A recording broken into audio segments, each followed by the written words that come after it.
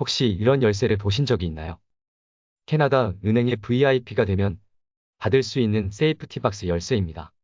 한국에서 대여금고를 무료로 제공받기 위해서는 최고 단계인 VVIP가 되어야 하는데 은행에 따라 다르지만 보통 10억, 30억, 많게는 50억 이상의 예금을 하여야 될 수 있는 등급입니다.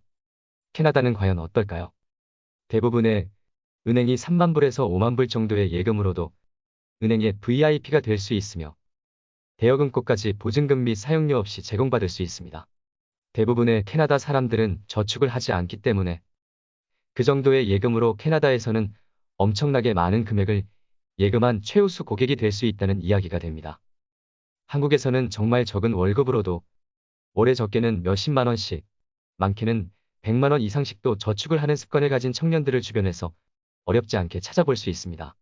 정기예금, 정기적금, 그 외 정말 다양한 은행 상품이 있고 저축을 당연시 여기는 사회 분위기 또한 어렸을 때부터 우리를 자연스럽게 돈을 모아야 된다는 인식을 주기에 충분했습니다.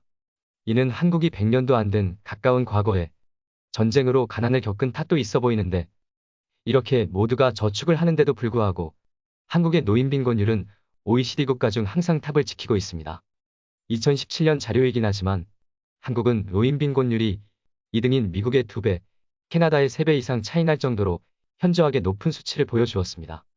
2020년 자료에 따르면 노령연금을 받는 사람들의 평균치는 54만 원이었으며 그래서 그런지 살림의 보탬이 되기 위해 65세 이상 고용률, 70세 이상 고용률 모두 세계 최고 수준이었습니다. 도대체 왜 이런 걸까요? 저축도 하지 않는 캐나다의 노인들은 오히려 잘 살고 있고 어렸을 때부터 절약과 저축을 생활화하였던 한국의 노인들은 빈곤이라니. 물론 다양한 요인이 있겠지만 저는 이번 주제에 대해 1탄과 2탄으로 나누어 크게 두 가지 이유를 말씀드려 볼까 합니다. 오늘은 캐나다 사람들이 왜 저축을 하지 않는지 그 첫 번째 이유 바로 알아보겠습니다.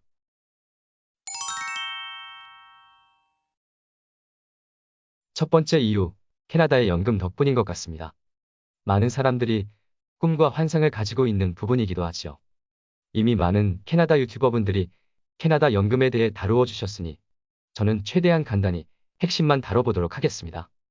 일단 캐나다의 연금은 크게 네 가지로 나누어 볼 수 있으며 한국의 국민연금 개념인 캐나다 펜션 플랜, CPP, 노령연금으로 알려져 있는 올드, AC, 시큐리티, OAS, 저소득 보조금인 개런티드, 인컴, 서플먼트, GIS, 그리고 그 외 회사연금, 개인연금 등을 포함하는 사적연금이 있습니다.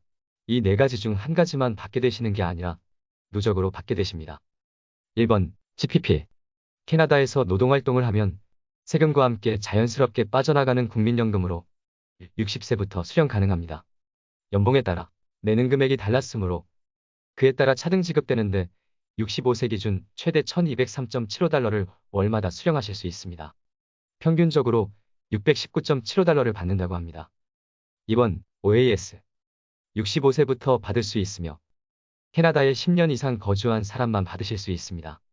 40년 이상 산 사람은 모두 618.45달러를 매달 받으실 수 있습니다. 다만 이것을 받기 위해선 현재 연봉이 12만 9,260달러 미만이어야 합니다. 3번, GIS.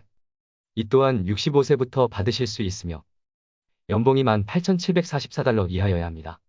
최대 수령 금액은 923.71달러이며 인컴에 따라 적어질 수 있습니다. 4번, 그 외 사적연금들입니다. 회사연금을 들은 경우라면 은퇴 후 이것을 다달이 다 쓰거나 한 번에 받아버리거나 선택하실 수 있습니다. 저 같은 경우에는 연봉의 4%를 매 급여마다 넣고 있으며 회사에서 같은 금액을 매칭하여 저축하고 있습니다.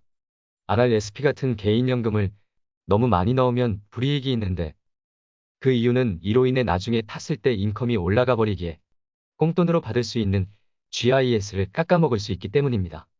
대충 OAS, CPP, GIS를 더해 계산을 해보면 저는 1,500불에서 2,000불 정도 연금을 받게 될 것이라는 대략적 계산이 나오며 이는 매년 바뀌기에 정확한 금액은 은퇴 후 알 수 있을 것 같습니다. 캐나다 정부에서도 연금을 보통 1인당 1,000불에서 2,000불 정도로 맞춰주려 하는데 한국과 다른 점은 부동산 및 은행에 예금되어 있는 돈은 고려하지 않고 순수하게 인컴만 따져서 연금을 주기에 무조건 자산을 많이 모아둔다면 더 풍요로운 노후를 준비할 수 있다는 점입니다.